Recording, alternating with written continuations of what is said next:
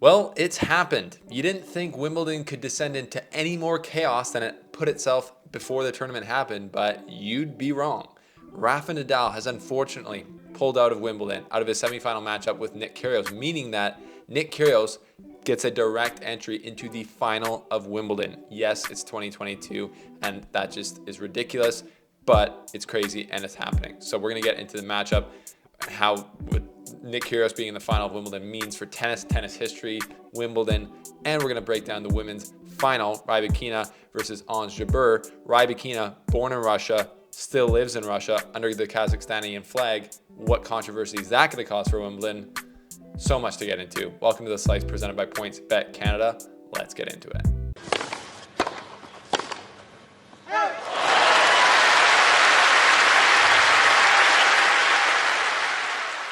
Oh my goodness, people. Are you freaking out? I'm just laughing now at this point. It's just crazy. It's been the chaotic Wimbledon of 2022. Since the beginning, I've said that, and it's literally just getting crazier and crazier. We thought it couldn't get any worse with half the top 10 men not being here, partly because of the Russian ban, partly because of 2 random COVID cases at the beginning of the tournament. No more since then. But it has, because we've got Rafa Nadal unfortunately pulling out of the semifinal of Wimbledon, giving Nick Kyrgios a direct entry to the final, and we've got a Russian tennis player playing under the Kazakhstani flag in the final of Wimbledon after the Russians were banned. So crazy. So welcome to The Slice, presented by PointsBet Canada. Let's take a quick look at the finals odds. The outright odds to win for men now is 1.25 for Djokovic, 4-1 for Nick Kyrgios, and 26-1 for Cam Norrie. And then if we take a look at the women's final, PointsBet Canada has Ons Jabeur at 1.65 and Rybakina at 2.28. So Ons Jabeur as the slight favorite. But first, thank you guys for being here. Subscribe, all the things, click the links below and get involved in our community. And of course, let me know your thoughts on all this craziness down below. I'm going to try and break it down for you here. So yes, as I suspected, I tweeted out, Nadal doesn't seem confident he's going to play in the final. And a lot of people roast me, like Nadal fans. They think I'm hating because I say that. What are you guys talking about? So it turns out I was right. And he had a press conference yesterday evening where he said that, yeah, his tear is too bad. He was really conflicted if he should play or not. And he thought about it all day and night and then decided not to. Probably the smart thing, a 7mm tear in your abdominal muscle. Again, he played through it and won against Taylor Fritz, so I don't know how you can play through it then.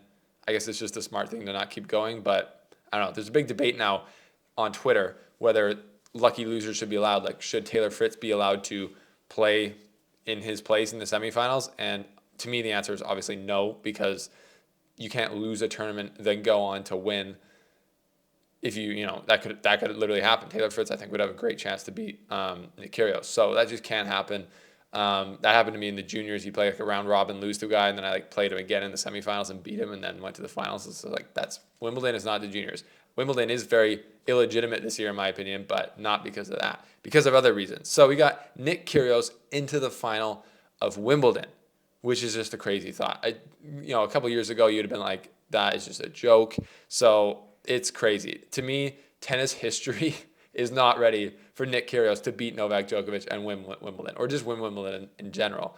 Like, the fact of who's won Wimbledon for the last since 2004-3, literally Federer, Nadal, Djokovic, and Andy Murray are the only people. And we got Nick Kyrgios potentially with a very good shot to win Wimbledon now, even if he plays Novak.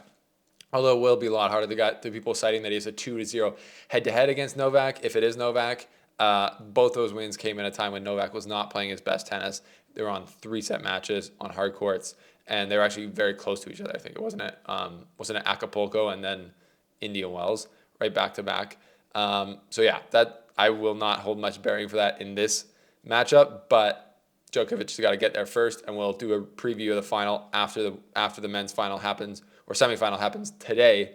But yeah, in my opinion, I've been a critic of Wimbledon's decision to ban Russian and Belarusian players the entire time. To me, it was punishing these individual players who live in Monaco, are against the war, and it's not going to do anything to the war. It's not going to slow down Putin at all. Literally, the entire world has sanctioned Putin, and that hasn't stopped him. He's a crazy man. He's an evil person. So that's my stance on it. I think everyone can agree with that. But So I've been a critic of Wimbledon's decision the entire time, and in my opinion, the what Wimbledon deserves is a Cam Norrie versus Nick Kyrgios final at Wimbledon. It's just the most preposterous final. Like 2 years ago, if you told me that Cam Norrie and Nick Kyrgios were going to be in the final of Wimbledon, my head would pop. It's like mind popping that that's a chance. I mean, I think Cam Norrie has about a 1% chance against Novak Djokovic. Let's be honest, but that would be probably the rightful way. Like, I think it's kind of a shame now if Djokovic wins this and he gets a 21st slam in a slam where half the top 10 guys weren't here. Nadal pulled out in the semifinals. Russians weren't allowed to play. People got COVID. It's just like, that's ridiculous. Anyways, we're going to move on from there. We'll get to the men's final when we get to it. The women's final has almost just as much controversy, maybe more actually, because it's, injuries happen, people pull out. That's happened before. But Rybakina versus Ons Jabeur in the final. Rybakina beat Halep yesterday. I will get into the tactics here, but first, Rybakina, as I said, born in Russia. We all knew that. Now is Kazakhstani. I thought she's like, oh, maybe she moved to Kazakhstan. No, she still lives in Moscow.